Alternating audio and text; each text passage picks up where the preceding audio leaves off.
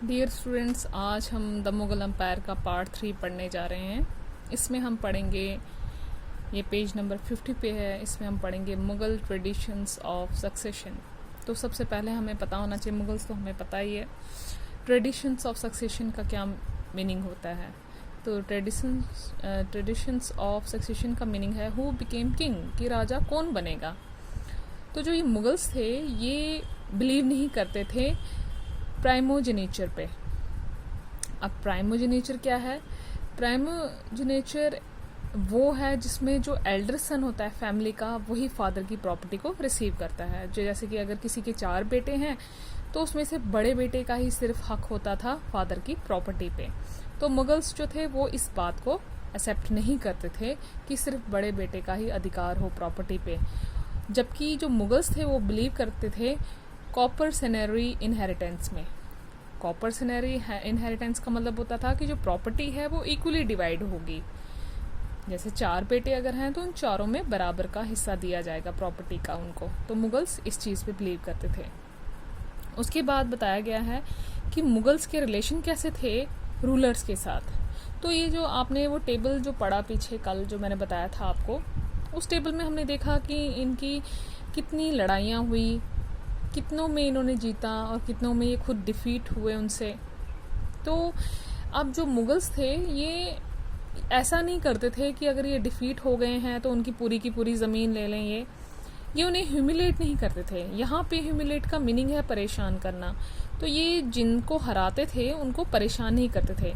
Mughals में सिर्फ औरंगज़ेब ही ऐसा था जिन्होंने काफ़ी अत्याचार किया लोगों पे, और उसने ह्यूमिलेट भी किया शिवाजी को, जो कल हमने पढ़ा था। इसलिए जो शिवाजी हैं वो उनके साथ नहीं मिले। तो जो मुगल्स थे ये क्या करते थे, ये ह्यूमिलेट नहीं करते थे, और ये अगर सपोज इन्होंने किसी को हराया है तो उनके ज़मीन का हिस्सा भी नहीं लेते थे, वो उनको वापस कर देते थे। तो इस वजह से जो राजपूत थे उन्होंने अपनी डॉटर्स की मैरिज की मुगल फैमिलीज़ में, जिसकी वजह से उनको एक हाई पोजीशन मिल गई। तो राजपूत्स के साथ उनके अच्छे रिलेशंस थे क्योंकि ये इन्होंने अपनी बेटियों को मुगल फैमिली में मैरिड किया, जिनसे इनको हाई पोजीशन मिली। इसकी और भी एग्जांपल्स हैं, जैसे कि जो जहांगीर की मदर थी वो राजपूत से बिलोंग करती थी, जो कि जयपुर के रूलर थे। तो वो एक प्रिंसेस थी जयपुर की, तो वो जहांगीर की मदर थी। और जो शाहजहां की मदर थी वो राठौर प्रिंसेस थी, वो भी राजपूत से बिलोंग करती थी, मेवाड़ के, तो वो भी प्रिंसेस थी। तो इस तरह से हमें ये एग्जाम्पल से पता चलता है कि राजपूत के रिलेशन अच्छे थे। सिर्फ इन राजपूत में सिसोदिया राजपूत थे, उनके रिलेशन इनके साथ अच्छे नहीं थे। उन्होंने एक्सेप्ट नहीं किया मुगल्स को, मुगल अथॉरिटीज़ को उन्होंने एक्सेप्ट नहीं किया। तो इवन उनको इन्होंने कुछ ये भी दिए थे असाइनमेंट्स, तो उन्होंने एक्सेप्ट नहीं किया इसको। तो उसके बाद क्या है, मानबस्तार्स एंड जागीरदार्स। मनबस्तार्स और जागीरदार्स में हम क्या देखेंगे कि जब इनका एम्पायर एक्सपैंड हुआ मुगल्स का, तो इन्होंने डिफरेंट लोगों को जॉब देना शुरू कर दी, और जो मुगल सर्विस ज्वाइन करते थे उन्हें हम मनसबदार कहते थे। आपने बच्चों ये याद रखना है कि मनसबदार कौन होते हैं। जो मुगल्स की सर्विस को ज्वाइन करते थे उन्हें हम कहते थे मनसबदार्स, ठीक है। उसके बाद जो ये मनसबदार होते थे, इनके पास एक रैंक होती थी, एक पोजीशन होती थी इनकी, जिसे हम मनसब कहते थे। तो मुगल्स जो थे इन्होंने एक ग्रेडिंग सिस्टम रखा था रैंक के लिए, सैलरी के लिए और मिलिट्री रिस्पॉन्सिबिलिटीज़ के लिए। और ये इस ग्रेडिंग सिस्टम के हिसाब से फिक्स करते थे किसकी क्या पोजीशन है, किसको कैसी सैलरी देनी है, तनख्वाह देनी है, और किसको आर्मी की रिस्पॉन्सिबिलिटीज़ देनी है। ये ग्रेडिंग सिस्टम से ही डिसाइड करते थे मुगल्स। तो rank were determined by numerical value called ज़ात। जो रैंक होती थी, किसी की पोजीशन होती थी, वो डिटरमाइन किया जाता था न्यूमेरिकल वैल्यू से, जिसे ज़ात कहते थे। फॉर एग्जाम्पल जैसे मैं आपको बताऊँ, ये देखिए, जैसे ABCD है, कोई है, ये हमने सपोज किया है कोई पर्सन है, वो A है, B सेकंड पर्सन है, C थर्ड पर्सन है और D फोर्थ पर्सन है। सपोज इसके पास जो इसकी न्यूमेरिकल वैल्यू है वो 400 है, दूसरे की 300 है, तीसरे की 250 है, और जो फोर्थ वन है उसकी 200 है, तो इसके पास देखिए ज़्यादा है, तो हम कहेंगे कि इसकी ज़ात जो है वो हायर है, इसकी हायर ज़ात है, इसकी हाई सैलरी होगी। और देखिए सबसे कम जो है वो डी की है, लो ज़ात है, तो इसकी लो सैलरी होगी। तो यहाँ पे क्या होता था, जिसकी हाई सैलरी होती थी उसको प्रेस्टिजियस माना जाता था, उसकी इज्जत भी की जाती थी, उसको अच्छे ओहदे पे रखा जाता था। और जो जिसे इज्जत अफजाई दी जाती थी उसी पे रिस्पॉन्सिबिलिटी दी जाती थी कि वो सवार मेंटेन्स करे। सवार का मतलब यहाँ पर आर्मी है, तो जो ये होता था ये आर्मी वगैरह मेंटेन करता था। और ये भी वो देखता था कि जब लड़ाई होगी तो कितनी आर्मी सेंड करनी है, और जो घोड़े हैं वो ब्रांडेड होने चाहिए, तो ये भी वो करता था मनसबदार। अब देखिए जो मनसबदार है इसकी सैलरी जो है वो रेवेन्यू से आती थी। रेवेन्यू मीन्स टैक्स, जो पीजेंट से कलेक्ट किया जाता था। और इन मनसबदार को कुछ जागीर्स दी जाती थी। जागीर्स का मतलब है एरिया, ज़मीन का कुछ पोर्शन दिया जाता था, तो ये उसी ज़मीन के पोर्शन को पीजेंट्स को दे देते थे, मतलब इनको किसानों को दे देते थे, और वो उसका टैक्स लेते थे। उस पर वो जितनी भी क्रॉप्स लगाते थे उस फसल से जितना कैश आता था लास्ट में उस पर टैक्स लगता था, उस हिसाब से सैलरी बनती थी। Revenue were collected by the servants, और जो रेवेन्यू है, टैक्स है, वो ये खुद कलेक्ट नहीं करते थे, वो इनके सर्वेंट्स कलेक्ट करते थे।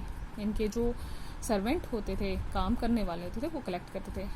दे डोंट सर्वेंट जागीर। और ये जो मनसबदार से ये किसी और जगह रहते थे, और जो सर्वेंट्स थे ये जागीर्स जो है इनकी इस पर टैक्स लगा के इस पर कलेक्ट करते थे। लेकिन अकबर के रेन के वक्त, रेन मीन्स टाइम के वक्त, जब अकबर का टाइम चल रहा था, अकबर के टाइम पे जो जागीर्स थी वो प्रॉपरली डिवाइडेड थी। जो एरिया था वो अलग अलग लोगों को प्रॉपरली दिया गया था, इक्वली दिया गया था। जो टैक्स था वो भी इक्वल लगाया था। अगर एक एरिया पे 50% टैक्स है तो दूसरे पे भी 50 ही होता था। और जो सैलरी दी जाती थी मनसबदार को वो भी इक्वल होती थी। लेकिन जो मुगल्स में जो ये था एक रूलर औरंगजेब, जो ये रूलर था औरंगजेब, इसके टाइम पे क्या होता था, प्रॉपर जागीर्स भी नहीं थी, और इन्होंने क्या किया था, जागीर कम थी, एरिया कम थे, ज़्यादा मनसबदार रख लिए थे, जिसकी वजह से कभी कभार सैलरी भी नहीं होती थी, और अगर सैलरी होती भी थी तो अनइक्वली दिया जाता था, किसी को ज़्यादा किसी को कम, जिसकी वजह से जो शॉर्टेज हो रही थी जागीर्स में, एरिया में। इसके बाद है आपका अगला टॉपिक जब्त एंड ज़मींदार्स। तो इसके लिए मैं आपको फिगर दिखा देती हूँ। फिगर 5 और 6 है।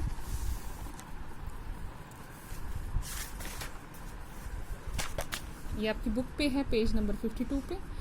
इस फिगर पे आप देखें तो ये बताई हुई है पेंटिंग, जिसमें शाहजहां के वक्त में इसने बताया, ये देखिए कैसे इसको ब्राइब कर रहा है, करप्ट कर रहा है, ऑफिसर को ये पैसे दे रहा है कि वो उसका काम कर दे। और दूसरी जगह आप देखिए तो ये जो पुअर लोग हैं, पीजेंट्स हैं, ये किसान हैं, इस पे अत्याचार हो रहा है।